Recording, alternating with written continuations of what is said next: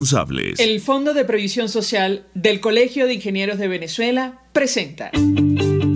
A partir de este momento, todas las voces se unen en una sola señal. RCR presenta Conexión 750 con María Alejandra Trujillo. Muy buenas tardes, amigos de Conexión 750, lo mejor de este miércoles 21 de abril del año 2021. Todo el equipo que trabaja para ustedes a partir de esta hora los saluda, variada y abundante información que compartir y analizar como es costumbre la tarde de hoy. Esto es Conexión 750. Comenzamos. ¿Qué está pasando en este país? Y saludamos vía telefónica a nuestro primer invitado, Oscar Mesas, director del Centro de Documentación y Análisis Social de la Federación Venezolana de Maestros Sendas. 1.000.000 de gracias por atendernos. Buenas tardes. Buenas tardes, María Alejandra, y buenas tardes a los amigos que nos escuchan a esta hora. Pues mucho interés de conocer los detalles acerca de la información que publicaban o han publicado ustedes el día de hoy y tiene que ver con el costo de la canasta alimentaria del mes de marzo, que ya superó los $320. ¿Qué puede comentarnos? Lo escuchamos. Sí, efectivamente, el precio de la canasta alimentaria del mes de marzo se ubicó en $322.57, equivalentes a 612.900.945, a un tipo de cambio de 1.900.000. Eso significa que aumentó 14,4% respecto al mes de febrero, que son 77.144.260,95, en dólares 40,60 centavos de dólar. Diariamente se requerían disponer de $10,75 para poder cubrir el costo de los alimentos, que vienen siendo unos 20.430.031,50 bolívares en este caso, que traducido en salarios mínimos son 11.35 salarios mínimos cada día que debía disponer una familia venezolana.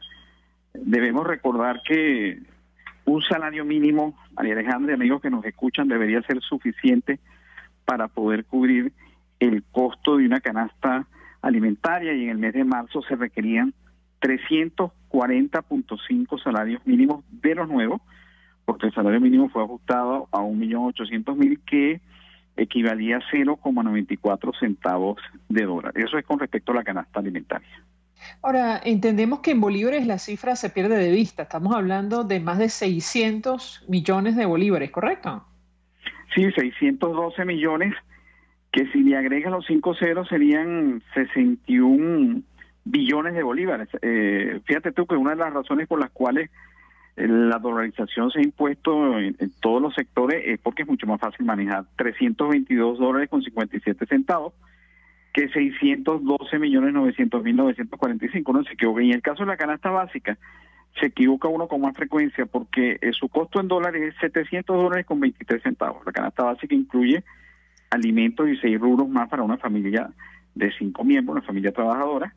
En este caso, por supuesto, también la de marzo, y su precio fue de $700.23. Pero en bolívares son 1.330.440.964,25, sin convertirlo con los 5 céntimos, porque los 5 ceros que le quitaron, porque si no sería una cifra prácticamente inmanejable. Esa es la razón por la cual tú ves que la mayoría de los precios ya se marcan en dólares. Las ofertas se ofrecen también en dólares, los combos también en dólares, en fin, porque es más práctico para manejar y bueno, pues que tú ves en la calle que se están ofreciendo, por ejemplo, 4 kilos de mango por $1. Y en general esas son las ofertas, y estamos hablando de ofertas de los alrededores de zonas populares, San Martín, Quinta Crespo, Katia, ¿no? Y eso caló profundamente porque es inmanejable lo otro. No todas las calculadoras, por ejemplo, permiten hacer cálculos con esta cantidad de cero. Uno tiene que recurrir a calculadoras de 14 dígitos y aún así ya en algunos casos te da error. Así que una razón práctica por la cual la dolarización se ha impuesto es incluso por el manejo como unidad, como medio de pago y como unidad de cálculo, ¿no? Ahora, entiendo que ustedes calculan que hubo un incremento entre febrero y marzo de este año de más de 14%, ¿correcto?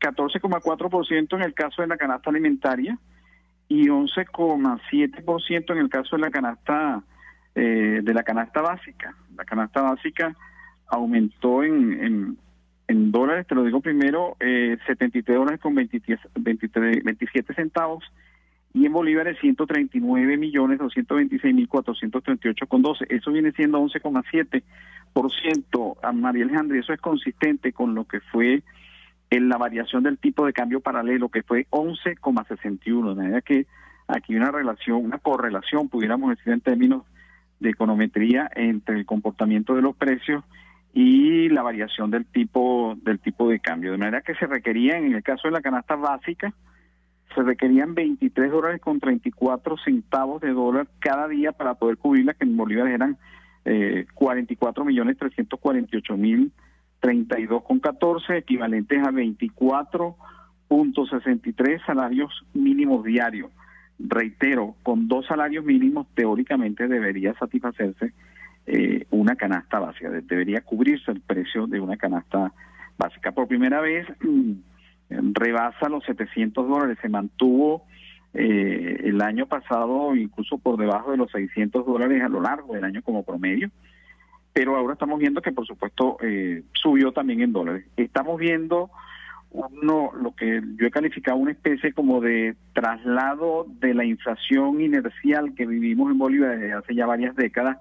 También ahora el caso de los dólares. Hemos visto cómo varios productos subieron su precio no solo en bolívares, sino también en dólares. Te menciono, por ejemplo, unos pocos para tener una idea. El arroz, el kilo de arroz costaba 0,99 centavos de dólar en febrero y en marzo 1,02 centavos de dólar. Cualquiera pudiera decir que eso es nada. Bueno, pero quiero recordarles que el salario mínimo era de 0,94 centavos de dólar, de manera que no alcanzaba, por ejemplo, para comprar ni en febrero ni tampoco en marzo, y la avena de 400 gramos costaba 1,58 en febrero, dólares estoy hablando, y en marzo 1,82 dólares. La harina de maíz precocida, el kilo, costaba 0,99 centavos de dólar en febrero, y en marzo aumentó a $1.09. La harina de trigo costaba $1,15 el kilo, y en marzo 1,19 centavos, de manera que digamos, ese es más o menos, eso fue lo que me llamó la atención, María Alejandra, porque por primera vez trabajamos nosotros con un mes cuyo tipo de cambio es igual al anterior. En este caso el de marzo y el de febrero son iguales, 1.900.000, porque hubo cierta estabilidad en el tipo de cambio. Y eso nos permitió ver que entonces los ajustes que se producen fueron también ajustes del precio en dólares.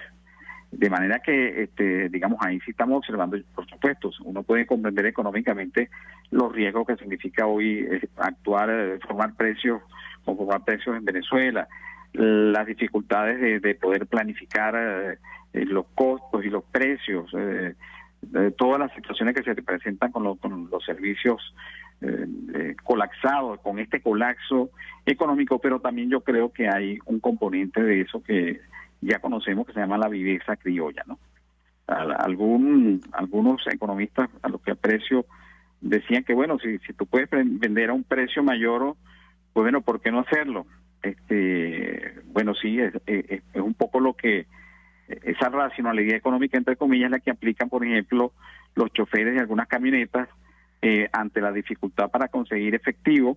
Entonces te aceptan el dólar, pero el tipo de cambio que ellos imponen, por decir, si el tipo de cambio estaba en 2 millones de bolívares, ellos te lo aceptaban a 1.500.000, y de ese 1.500.000 te deducían lo que cobraba, por ejemplo, 500.000 bolívares si eran en las zonas interurbanas, y te entregaban 1 millón de bolívares. Bueno, ese tipo de viveza que no es racionalidad económica, ya la conocemos, y yo creo que algo de eso también está presente en medio de esta economía, por supuesto, distorsionada. No estoy diciendo con eso que ese sea lo único, pero no hay ninguna duda de que, por ejemplo, si a ti te ofrecen, como al final del puente San Juan, aquí que comunica San Juan y El Paraíso, te ofrecen en un camión una bolsa de naranjas, de 15 naranjas por $1, y cuando tú vas a pagar con la tarjeta, entonces te aumentan el valor en bolívares. ¿A cuenta de qué? ¿A cuenta de qué? Entonces, si no pagas en dólares en efectivo, entonces te penalizan Bueno, porque el señor del camión le parece que es así, bueno, arbitrariamente, pues, por supuesto. Eso ocurre básicamente en el sector informal de la economía. En el sector formal de la economía se respeta y se publica el tipo de cambio del Banco Central de Venezuela, y tú puedes preguntar perfectamente y te lo dicen. Pero en el sector informal, no, pues ahí es la ley de la selva, ¿no? ¿Cuáles son los rubros que más se han incrementado? Bueno, en el caso de la canasta alimentaria, el comportamiento de los precios fue de 14,4%, mucho menor que lo que fue, por ejemplo, en el mes de enero, que fue 41,5%, de manera que los rubros que más aumentaron fueron grasas y aceites, 23,5%, y los granos, que aumentaron 23,4%, luego le sigue cereales y productos derivados con 19,2%, pescados y mariscos 18,8%, porque es comprensible porque estamos hablando de la Semana Santa, la verdad que ese es lo que llamamos nosotros un aumento de precios estacional. Frutas y hortalizas 18,1%, raíces también 22,6%, digamos que ahí estuvieron los mayores precios en el caso de la canasta alimentaria. En el caso de la canasta básica, el mayor aumento estuvo en vestido y calzado 23,9%, y en artículos de higiene personal y limpieza del hogar, que tuvo 21,6%, donde también observé cuando estaba revisando todos los precios que justamente aumentaron. Por ejemplo, te pongo un caso: el detergente costaba $4,75 en febrero y aumentó en marzo, manteniendo, repito, se mantuvo el mismo tipo de cambio de 1.900.000, de $4,75 a $4,92. El jabón azul que llamamos costaba 0,70 centavos de dólar en febrero y aumentó a 0,81 centavos de dólar. Es verdad que para nosotros, si hablas de céntimos, eso es nada, pero tú estás hablando aquí de centavos de dólar. Y solamente quiero recordar que el salario mínimo y por lo tanto las pensiones en este momento, una pensión de 1.800.000 equivale a, y sacando la cuenta exactamente, un segundito, 1.800.000 entre el tipo de cambio, pongámosle 2.500, estamos hablando de 0,72 centavos de dólar. O sea que sí tiene impacto, no es lo mismo céntimos que centavos de dólar. Por eso nos llamó la atención, porque pareciera que esta pudiera ser una tendencia en la cual se traslada la inercia inflacionaria en bolívares a los dólares, y eso no se puede llamar inflación, pues la inflación de los Estados Unidos, que es el emisor de los dólares, es apenas 1% al año. Es decir, hay estabilidad de precio. Por lo tanto, si tú importas de los Estados Unidos o en general el mercado internacional que se rige por el dólar, los precios no varían. Repito, en el caso de Venezuela tenemos una economía distorsionada en donde tú no puedes prever, pero yo creo que también hay un componente de eso, de la viveza del venezolano de aprovecharse de la situación, como suele ocurrir en este tipo de situación en la que estamos, ¿no? Tenemos que hacer una pausa, pero policía, yo le ruego permanezca nuestro invitado unos minutos más. Al regreso quisiera ahondar en este incremento y sobre todo, es decir, el monto o los montos que estamos manejando en nuestro país. Creo que ahora mismo hay muy pocas familias que puedan cubrir la canasta básica, incluso la de alimentos. Le ruego permanezca unos minutos más. Al regreso le doy la palabra para contestar. Ya venimos. Usted está viendo Conexión 750 con María Alejandra Trujillo. Solo por RCR 750, porque lo bueno une. Puedes seguirnos en nuestras redes sociales. En Twitter, @RCR750, la radio que se ve. Mensaje del ingeniero José Peraza, tesorero del FONPRES CIB. Estimado colega ingeniero, arquitecto y profesional afín, el Colegio de Ingenieros de Venezuela y el Fondo de Previsión Social, preocupado por la salud de tu familia, ha diseñado un sistema de salud integral que coloca a tu disposición y que contiene asistencia primaria de salud, ambulancia, hospitalización, cirugía, oftalmología, dermatología, fisioterapia, psicología, odontología, farmacia y funerario. Para mayor información, visítanos a nuestros portales cib.net.be, fonprescib.net.be, Colegio de Ingenieros de Venezuela, construyendo futuro. ¿Vas a emigrar a otro país? Trámites Legales Express. Expedimos, legalizamos y apostillamos tus documentos para el exterior. 0424-249-0332. Pregunta por Salvatore y l'originale. Trámiteslegalesexpress@gmail.com. La solución en tus manos. Desde los sectores populares del país, se escucha una clara señal. Es el radar de los barrios. Evelyn Martínez y la red de ciudadanos le invitan a identificar amenazas, ubicar soluciones y hacer seguimiento eficiente a las problemáticas de cada sector.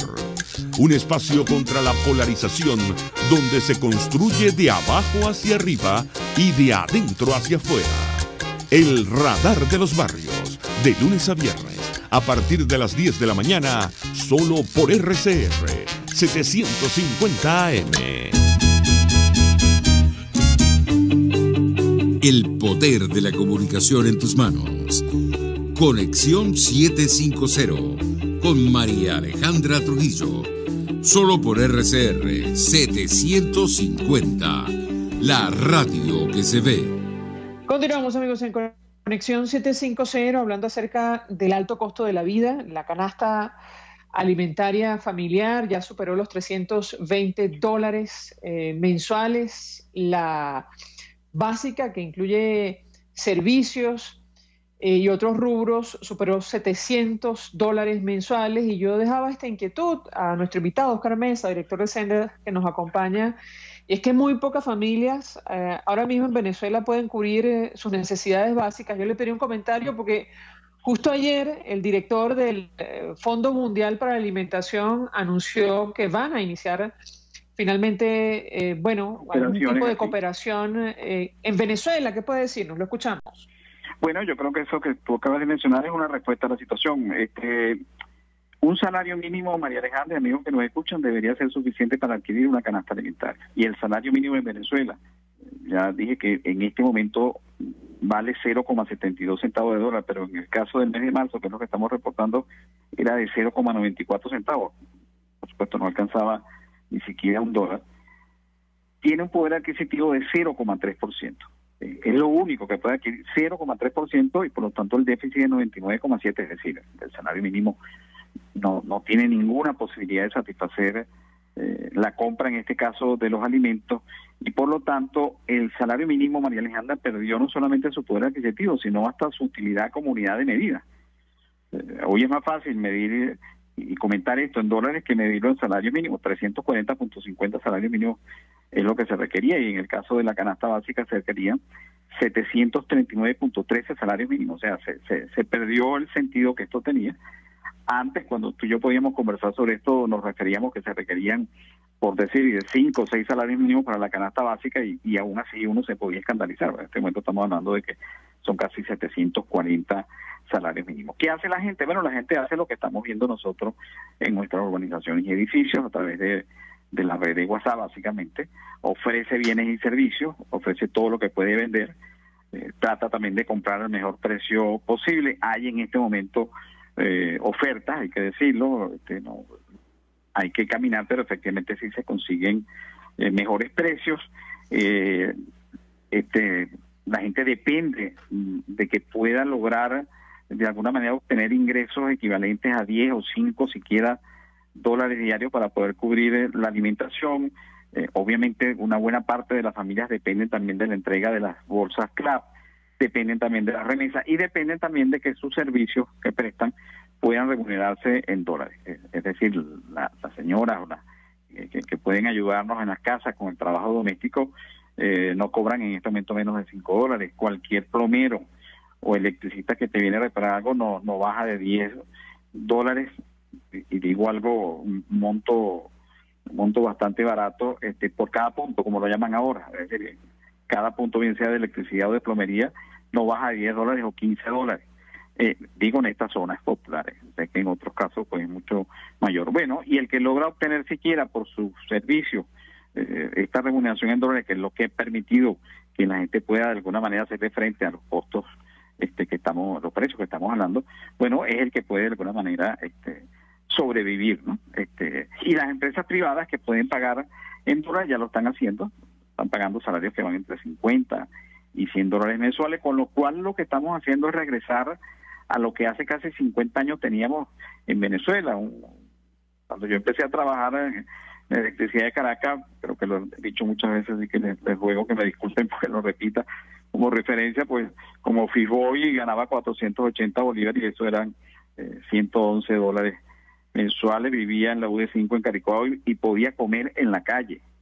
No de lujo, pero podía comer en la calle. Imagínate, en este momento con el salario mínimo la gente no puede ni siquiera trasladarse al trabajo. Tienes un problema también adicional de transporte, ¿no? Entonces, claro, hemos retrocedido por lo menos 50 años en el caso del salario mínimo, cuando lo decretó el presidente Carlos Andrés Pérez, por allá por el año 1974, en 450 bolívares, eso era equivalente a más de $100.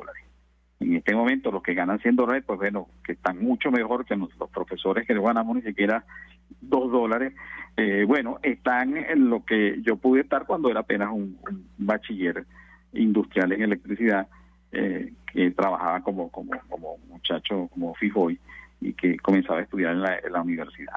Hemos retrocedido por lo menos 50 años. Y esa es la razón por la cual estamos en esta situación en la cual requerimos ayuda humanitaria, y el Programa Mundial de Alimentos me parece que efectivamente va a cubrir esa necesidad, porque estamos efectivamente en muchos de nuestros hogares están pasando hambre, tienen muchas dificultades para comer, y eso hay que atenderlo de esa manera, de una manera humanitaria, dada la crisis humanitaria y dado el colapso económico al que este régimen llevó al país.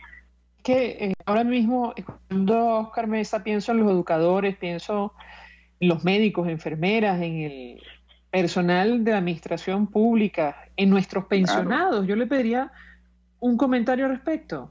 Bueno, yo soy pensionado, imagínate tú, a mí la pensión, lo único que puedo hacer con ella es recargar el agua potabilizada, y en estos días ni siquiera pues, rebotó por lo menos esa tarjeta, tuve que recurrir a la otra. Si tú no haces otras actividades que te permitan obtener ingresos, pues bueno, no puedes ni siquiera eso, no te sirve para otra cosa.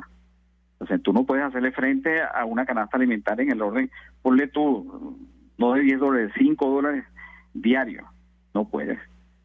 Esa es la razón por la cual el confinamiento termina siendo un problema bien serio para más del 60% de los trabajadores, porque incluso los trabajadores que tienen un empleo formal en la administración pública, tú lo acabas de decir, tienen que ver cómo obtienen ingresos, y lo hacen haciendo productos en su casa, ofreciéndolo a los vecinos, o ofreciendo cualquier servicio que pueden. Es la única manera, y esto sin incluir, dice que ni lo quiere Dios que agarre el COVID, ¿no? Porque ahí sí es verdad que tienes que prácticamente recurrir a una colecta pública para poder defender tu salud y defender la vida. Es una situación de miseria. Lo que ya estamos midiendo, este indicador salió cuando todavía el salario mínimo podía ubicarse en $200, $300 mensuales, de eso estábamos hablando. Y yo recuerdo que Teodoro Pecó, que coordinaba la Comisión Nacional Tripartita, decía, concentrémonos y ayudemos a los que ganan menos, que son los que tienen 1 o 2 salarios mínimos. El resto tiene capacidad para negociación, y efectivamente uno mismo no devengaba salario mínimo. Bueno, y fuimos nosotros los que establecimos la homologación de la pensión al salario mínimo, que era en este momento algo importante, porque las pensiones se obtenían a partir de lo que tú podías, digamos, reunir en los fondos, y eso era lo que se te podía pagar. Nosotros logramos que las pensiones del Seguro Social fueran equivalentes al salario mínimo, y eso ayudó a muchísima gente cuando, por supuesto, la pensión tenía un valor por encima de los $200. Pero en este momento los pensionados con una pensión que no supera ni siquiera el dólar, y los profesores universitarios que no ganamos ni siquiera $1 o $2 mensuales, bueno, estamos en una situación miserable como lo vemos a diario en las redes, pues. Pero esto es una situación deliberada, el gobierno sabe exactamente lo que está pasando, y probablemente con esto lo que quiera es controlar más a la gente, que dependa más de las dádivas, que por cierto las dádivas que el gobierno puede dar a través de estos bonos son en bolívares, no nos lo puede dar en dólares. Y cuando el gobierno emite bolívares, lo que hace, por supuesto, es echarle más combustible a la inflación, y por eso la gente no puede vivir ni siquiera lo que antes podían decir que tenían varios bonos del gobierno. En este momento ya saben que los bonos del gobierno no son suficientes para adquirir ni siquiera los alimentos de 1 o 2 días. Oscar Mesa, 1.000.000 de gracias por atendernos, acompañarnos la tarde de hoy, director del Centro de Documentación y Análisis Social de la Federación Venezolana de Maestros. Gracias, como siempre. Siempre la orden. Nosotros, gracias. Vamos a la pausa. A regreso venimos con más. Estás en sintonía de Conexión 750 con María Alejandra Trujillo. Solo por RCR 750. Porque lo bueno une. Sintonícenos a través de Periscope, @RCR750, la radio que se ve. Mensaje del ingeniero José Peraza, tesorero del FONPRES CIB. Estimado colega ingeniero, arquitecto y profesional afín, el Colegio de Ingenieros de Venezuela y el Fondo de Previsión Social, preocupado por la salud de tu familia, ha diseñado un sistema de salud integral que coloca a tu disposición y que contiene asistencia primaria de salud, ambulancia, hospitalización, cirugía, oftalmología, dermatología, fisioterapia, psicología, odontología, farmacia y funerario. Para mayor información, visítanos a nuestros portales cib.net.be, fonprescib.net.be, Colegio de Ingenieros de Venezuela, construyendo futuro. Si quieres aprender a cocinar con placer todo en panadería y postres saludables, te recomiendo en Instagram Chef Male, todo low carb, keto y gluten free. Chef Male, con sus talleres online, te ofrece las técnicas de panadería cetogénica y baja en carbohidratos, ideales para cualquier persona en el mundo entero y siempre con un mensaje de amor y salud. Chef Male, horneando amor y salud en un solo clic. RCR 750 AM, porque lo bueno une.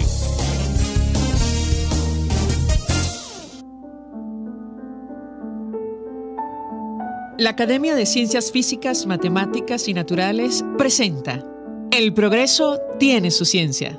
Hoy presentamos el ATSUB y los submarinos venezolanos.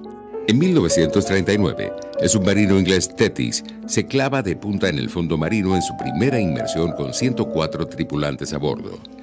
99 hombres quedaron atrapados en una sección del submarino, en donde perecieron intoxicados con el dióxido de carbono. ¿Cómo deshacerse del dióxido de carbono, que se acumula como producto de la respiración, es uno de los problemas fundamentales en los submarinos? En la década de los 80, los doctores Orlando Leal y Carmelo Bolívar y el ingeniero Gonzalo Sepúlveda de la Escuela de Química de la Facultad de Ciencias de la Universidad Central de Venezuela desarrollaron un absorbente de dióxido de carbono que llamaron ATSUB para ser usado en los submarinos de la Armada venezolana. A diferencia de los absorbentes tradicionalmente utilizados basados en óxido de calcio, que requerían de temperaturas de 800 grados centígrados para su regeneración, el ATSUB estaba hecho de un gel de sílice y arcilla que podía regenerarse hasta 40 veces a 80 grados centígrados. El desarrollo del ATSUB mereció la acreditación de una patente y de un premio como mejor trabajo de investigación nacional a los estudios asociados a la patente.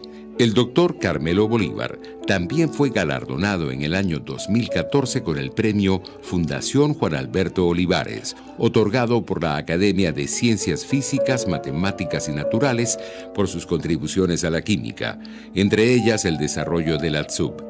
Por años, la Marina venezolana participó activamente en la elaboración y regeneración del ATSUB y los submarinos venezolanos tuvieron el sello de la investigación hecha en Venezuela. El progreso tiene su ciencia. La Academia de Ciencias Físicas, Matemáticas y Naturales presentó El progreso tiene su ciencia. RCR 750 AM, porque lo bueno une.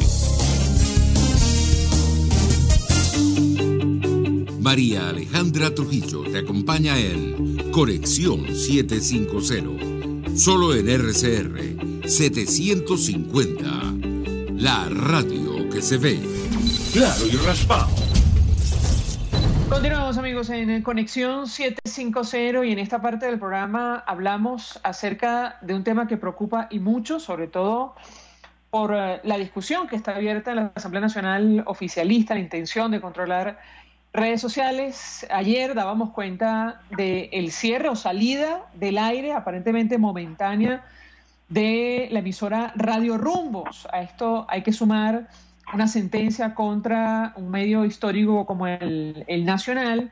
Y para hablar acerca de todos estos temas, saludamos al presidente del Colegio Nacional de Periodistas, Tinedo Guía. Gracias por atendernos. Muy buenas tardes.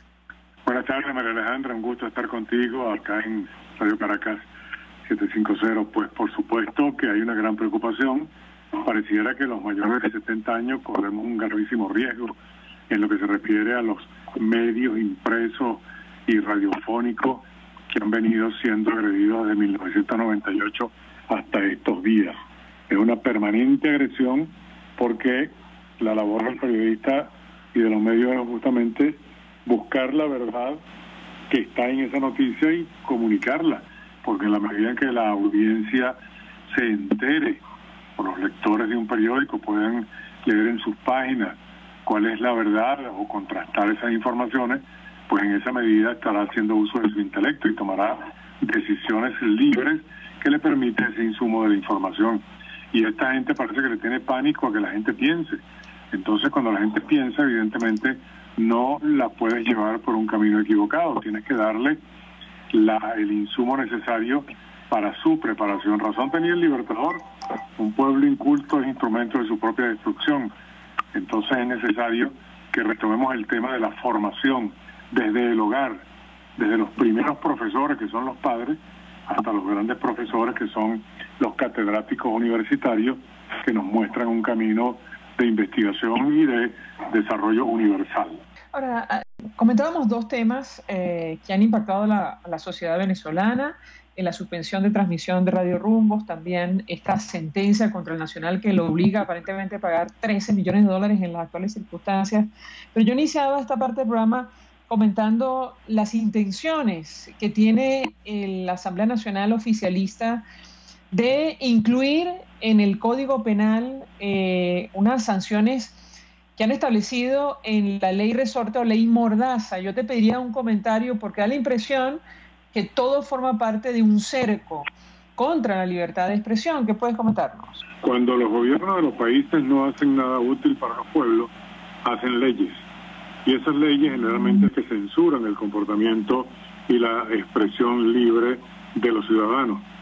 La reforma que están llevando adelante, no la conozco, pero mi mente cochambrosa me lleva a pensar que no va a ser nunca para beneficiar ni al ciudadano, ni al comunicador social, ni a los medios, sino que va a servir como una abrazadera para el sentido de apretar más las tuercas y castigar a cualquiera que se salga o lo que interpreten arbitrariamente como una ofensa o que interpreten una agresión al cuerpo dirigente del país. Esa ley, esa reforma de la ley Resórteme, que es la ley de responsabilidad social en radio, televisión y medios electrónicos, no le funcionó hasta ahora, porque es una ley punitiva, no permite el goce de las libertades. Sería violatoria de la Constitución, porque la Constitución establece en su artículo 57, 58 y en el 337 la libertad de expresión, de opinión, la búsqueda de la información, y que además en estados excepcionales, estados de excepción, la información no se puede coartar. Es más, el Estado tiene que propender a una información cierta. El caso que estamos viendo del coronavirus solo son cifras. Los que fallecen, los que se contaminan y los que se contaminaron porque vinieron del exterior a contaminar y porque internamente se contaminaron. Pero no hay un cuerpo médico que diga: señores, estamos trabajando para resolver este problema y los tiros van por acá. Me refiero a los tiros cuando los bueyes alan el arado y sirve para abrir la tierra, para de brazos abiertos a la tierra recibir la semilla. No me refiero a los otros tiros acaban con la vida de las personas. Pero en este sentido, evidentemente, cuando se busca es castigar, criminalizar arbitrariamente, porque, digamos, de manera discrecional se toman las decisiones para atacar a la gente, como lo hacían con esta ley Irrita del odio, creada por una asamblea constituyente Irrita también, pues evidentemente el ataque viene para que no se diga nada, una censura total y absoluta, violando abiertamente la Constitución. Ahora, Tinedo, ¿cuál es el riesgo de que, se cierre el cerco, sobre todo en los medios de comunicación electrónicos, en redes sociales, que ahora mismo son como el refugio que tiene la gran mayoría de la población venezolana para estar informada? Te escuchamos. Bueno, yo creo que el cerco se está cerrando desde hace mucho rato. Lo que pasa es que hay que actuar con muchísima inteligencia y siempre hay medios mediante los cuales se puede informar, se puede decir lo que pasa. Habrá la inteligencia que elaborar nuevos caminos, nuevas formas de decir las cosas, no necesariamente El hecho de que esa demanda haga que cierren el Nacional, la marca no se va a perder. Los periodistas seguirán trabajando dispersos, digamos como un archipiélago en el cual cada uno de ellos redacte su información y la envíe y la comunique. Tenemos muchos colegas periodistas fuera de Venezuela, muchos colegas periodistas que están en países que respetan la libertad de expresión y que respetan también la forma comunicacional de ejercer una función de reporterismo y de investigación. Ellos nos pueden nutrir a nosotros de lo que realmente está pasando siempre que pasemos nuestra información afuera. Busquemos la manera inteligente de que por más que aprieten el cerco, siempre quedará una rendija por donde escapar y que por donde la información llegue. Además, el que está cercano a un hecho noticioso lo conoce de primera mano y lo debe contar con toda la rigurosidad y respeto que ese hecho noticioso merece. La opinión es necesaria, la información es fundamental y la búsqueda de esa información es lo que tal vez se puede complicar un poco. Pero sigamos adelante, rompamos ese cerco, demostremos que nuestro trabajo es intelectual y el derecho al pensamiento, el derecho a expresar nuestras ideas, el derecho a opinar, no nos lo van a quitar jamás. Siempre habrá formas de decirlo y de criticar lo que esté mal hecho. De hecho, es una labor contralora que tenemos los comunicadores sociales y los ciudadanos con las gestiones que no están encaminadas al beneficio colectivo. A esta hora, amigos, hablamos con el presidente del Colegio Nacional de Periodistas, Tinedo Guía. Si me permite, Tinedo, tengo que hacer una pausa para publicidad. Al regreso quisiera conocer la información que ustedes manejan sobre estos dos hechos concretos. En la salida del aire de Radio Rumbos, ayer se manejaba, la verdad, una versión o varias versiones confusas sobre lo ocurrido detrás de la salida del aire de esta emisora histórica en nuestro país. Y, por supuesto, seguir hablando acerca del destino del Nacional. Su editor y director ha dicho que van a continuar trabajando, probablemente en plataformas digitales, pero esta sentencia es un duro golpe para este medio de comunicación en nuestro país. Te ruego permanezcas unos minutos más. Al regreso te doy la palabra para contestarle. Ánimos. Escuchamos Conexión 750. Solo por RCR 750, la radio que se ve. Puedes seguirnos en nuestras redes sociales. En Twitter, @RCR750, la radio que se ve. Mensaje del ingeniero José Peraza, tesorero del FONPRES CIB. Estimado colega ingeniero, arquitecto y profesional afín, el Colegio de Ingenieros de Venezuela y el Fondo de Previsión Social, preocupado por la salud de tu familia, ha diseñado un sistema de salud integral que coloca a tu disposición y que contiene asistencia primaria de salud, ambulancia, hospitalización, cirugía, oftalmología, dermatología, fisioterapia, psicología, odontología, farmacia y funerario. Para mayor información, visítanos a nuestros portales cib.net.be, FONPRESCIB.net.be, Colegio de Ingenieros de Venezuela, construyendo futuro. El que sabe de sabor sabe de saber que Del Corso es la clásica pastelería italiana de Caracas. Qué ricos sus dulces típicos tradicionales, como los auténticos cannoli, la sfogliatella o la cola de langosta, no tienen comparación. La pasta seca de almendras y chocolate o su gran variedad de tortas, cumpleaños, bodas, bautizos o comuniones, reuniones familiares o eventos corporativos. Teléfono 0212-941-1971. Pastelería Del Corso, la pastelería italiana por tradición y excelencia. El poder de la comunicación en tus manos.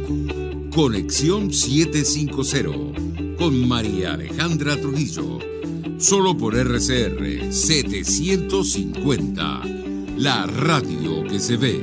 Continuamos, amigos, en Conexión 750, hablando acerca de la situación de la libertad de expresión. Preocupa y mucho los últimos acontecimientos. Mencionábamos la discusión en la Asamblea Nacional de Control Oficialista, bajo control oficialista, en torno a la ley de responsabilidad social, la ley Mordaza, y las consecuencias que esto podría tener, sobre todo para las redes sociales. Y dejaba una inquietud, un par de inquietudes para Tinedo Guía sobre lo que se sabe en torno a la salida del aire de esta emisora histórica, Radio Rumbo. ¿Qué puedes comentarnos? Te escuchamos.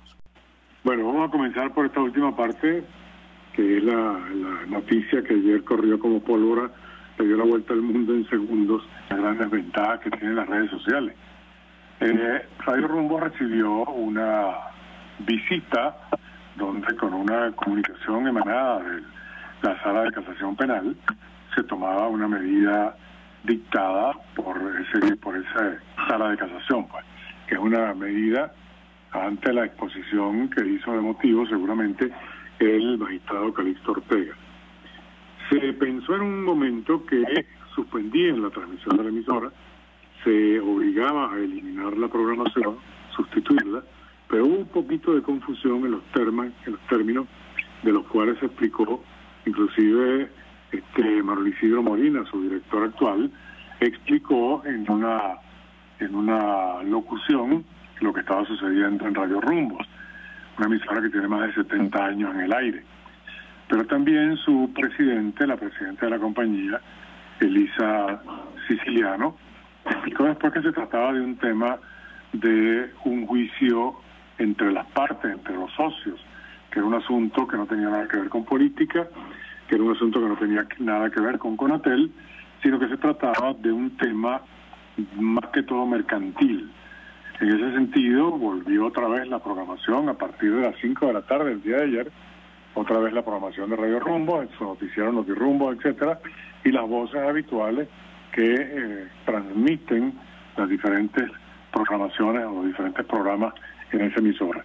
Ese tema lo iban a tocar hoy en la mañana en el TSJ. Se iba a reunir la presidente en las oficinas del Tribunal Supremo de Justicia para aclarar estos puntos. Creo que la emisora está en el aire, yo no la he escuchado, realmente te lo confieso, pero creo que ayer nuevamente estuvo con su programación normal y habitual. El asunto es entonces mercantil, no tiene nada que ver, repito, con ninguna sanción política de Conatel ni mucho menos. Y el otro tema, que por supuesto el más delicado de todo, el diario El Nacional, y con esto vamos a recordarle un poquito a la audiencia de dónde viene todo este asunto. Leamsi Salazar es un personaje que trabajó con Diosdado Cabello en un tiempo y dio unas declaraciones fuera donde lo involucraba en una serie de delitos. Esos delitos fueron, esa entrevista fue transmitida por el diario ABC de España y el diario New York Times. Y aquí el Nacional lo repitió porque son dos periódicos serios y basados en que es una noticia que involucra a una personalidad política de Venezuela, pues era noticia y había que divulgarla para que el involucrado tomara medidas adecuadas a su defensa o en consecuencia demandara y buscara o resarcir los daños que considerara pertinentes. Sin embargo, la gran agresión viene para el diario Nacional, que lo que hizo fue repetir esa información. Se le ofreció, según explica Miguel Enrique Otero, derecho de réplica, no la utilizó, y según me contaba el propio editor del Nacional, no le dieron tampoco oportunidad de defenderse o de plantear su defensa en términos igualitarios para explicar las razones por las cuales se había publicado eso. Lo cierto es que no se sabe si se intentó demandar a ABC o se intentó demandar a New York Times, o si esa demanda fue aceptada o no fue aceptada, o si la negaron. En esos países hay libertad de expresión, hay un respeto por la prensa importante, y también creo que el director de ABC de España declaró las razones por las cuales se había hecho esa publicación y tenían la fuente informativa, que era este señor Leamsi Salazar, que por cierto no sé si alguien sabe dónde esté, porque sería interesante conversar con él para que explicara o para que diera nuevamente declaraciones ya cuando hay una sentencia casi que firme o determinada con relación al tema. Pero se buscan, son 13 millones de dólares, una cifra en petros que al cambio, pues por supuesto, significaría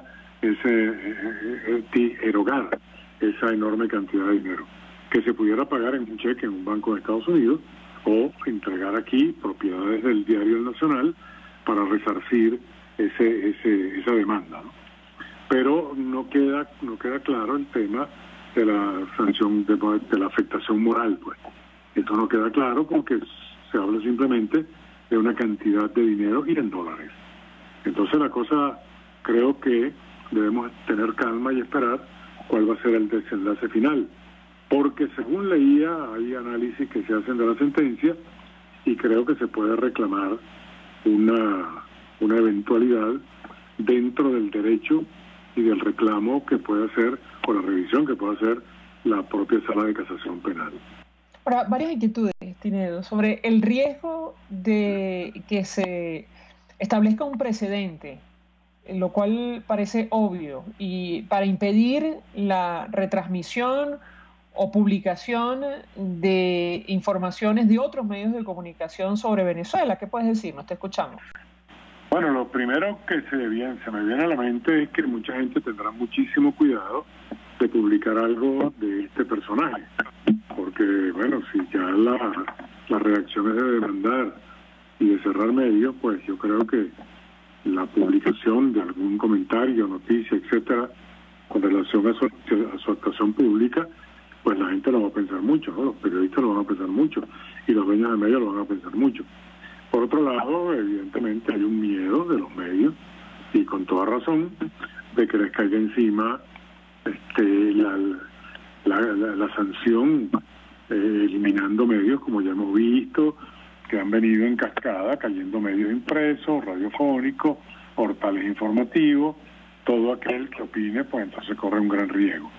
Evidentemente, aquí es donde la inteligencia de cada ciudadano, de cada periodista, tiene que jugar un rol primordial para poder informar sin correr riesgo. No me refiero a la autocensura, porque la autocensura sería otra cosa.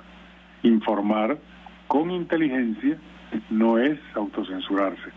Informar con inteligencia es permitir que las cosas se sepan, lo que se tiene que saber, porque en la medida en que se conozca, cada ciudadano puede tomar libremente una decisión con relación al insumo informativo que recibe. Y una información a tiempo salva vidas. Y me refiero al caso particular de unos hombres armados frente a los túneles del Cementerio y del Paraíso, donde hubo una balacera y una de las balas impactó en el abdomen de una señora que estaba en su apartamento en el Paraíso, muriendo posteriormente como consecuencia de ese balazo, de esa bala perdida. Entonces, es un tema de informar a tiempo. Si informamos a tiempo lo que está sucediendo, pues podemos evitar que la gente corra riesgo de perder su propia vida. Ahora, decía Miguel Enrique Otero, el régimen pretende expropiar el nacional, pero no vamos a desaparecer. Te pediría un comentario porque va en la misma línea de lo que decías en el corte anterior. Te escuchamos. Bueno, sí, puede ser que pierdan las edificaciones, pero el periódico no son las edificaciones. Puede ser que pierda la rotativa, pero el periódico no solamente la rotativa. Ahora está haciendo una función informativa a través de los portales y a través de las computadoras y de la red social. También puede obtener una sede fuera de Venezuela y desde allá seguir emitiendo el nacional. No sé si la marca la vaya a perder, creo que no, porque la demanda debió ser incluso una demanda personal, no una demanda contra una empresa en concreto, como acusaban a Radio Caracas Televisión de golpista. Pero no, Radio Caracas Televisión era un medio de comunicación importante en el país y bueno, la agarraron con Radio Caracas Televisión porque decía las cosas como había que decirlas y tenía además la demostración de lo que estaba diciendo. Es una cuestión de capricho, de querer imponer o de querer sancionar o sacar de circulación un medio que evidentemente va a seguir como periódico reconocido. Y la expoliación, como lo han calificado algunos miembros de la Sociedad Interamericana de Prensa, es en la estructura de lo que es el nacional, pero la esencia del nacional está en su marca, en más de 78 años, que debería cumplir en estos días, por cierto, de estar informando, y en la labor tangible de defensa del sistema democrático que ha tenido el periódico. Bueno, inclusive el periódico apoyó a Chávez, y lo apoyó hasta que llegó a la presidencia. Carmen Ramia fue la primera secretaria de gobierno del gobierno del fallecido comandante Chávez, y estuvieron muy cerca en el trabajo de lo que se creía era algo democrático de lo que venía para Venezuela. Y ahora están pagando consecuencias por seguir esa línea de defensa de la democracia. Finalmente, Tineo, decía Miguel Enrique Otero, el Nacional seguirá informando lo que está pasando. En su momento publicaremos el titular "Venezuela regresa a la democracia". Y yo te pediría un comentario al respecto. Es decir, ciertamente existe esa expectativa, en tanto exista el sistema actual en Venezuela.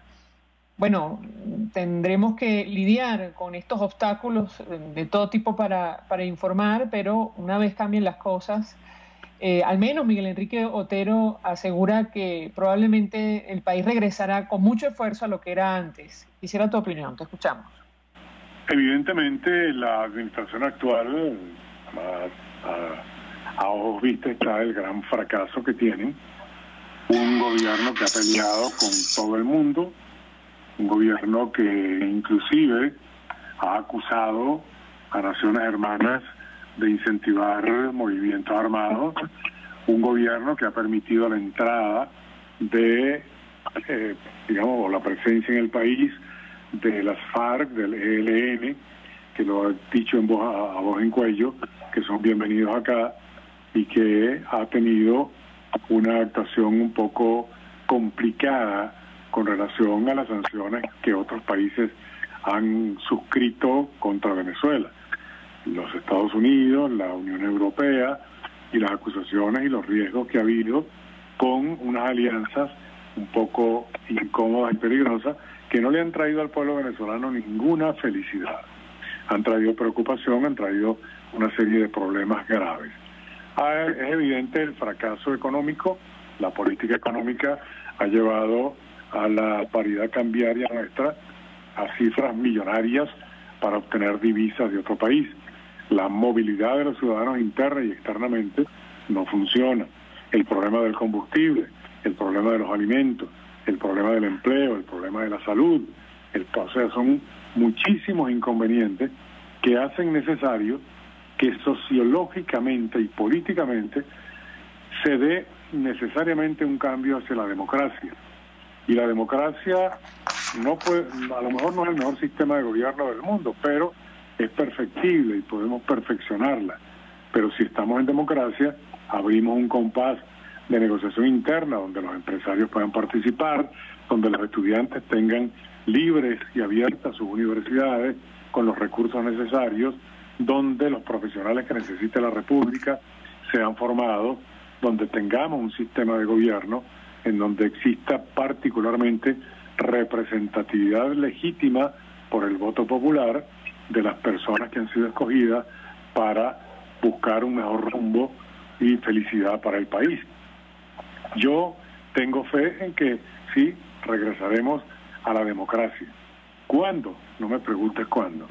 Pero sociológicamente y políticamente es necesario y es urgente regresar a la verdadera democracia, donde cada quien pueda opinar, donde cada quien pueda buscar información, donde los periodistas no sean amenazados, criminalizados, perseguidos, se les emitan juicios y los tengan que obligar a presentarse cada 30 días en un tribunal sin juicio que se desarrolle, como el caso, por ejemplo, del amigo Galindo allá en Apure, que fue detenido por el CONAS, y es un juicio que está parado, ni funciona ni hacia adelante ni hacia atrás, ni se decide absolutamente nada, ¿no?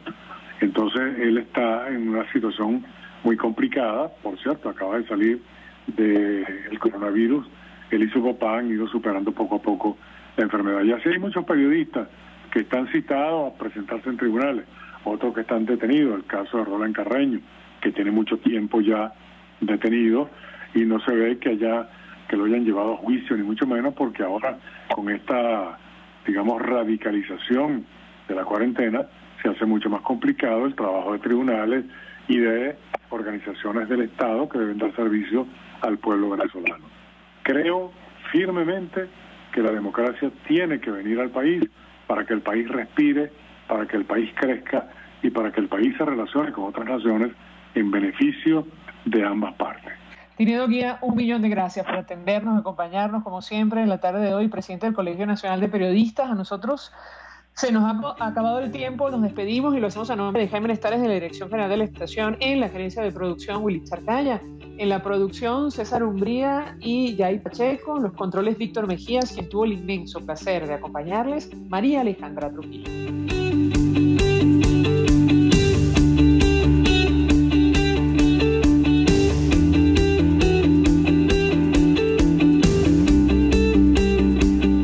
De Previsión Social del Colegio de Ingenieros de Venezuela presentó.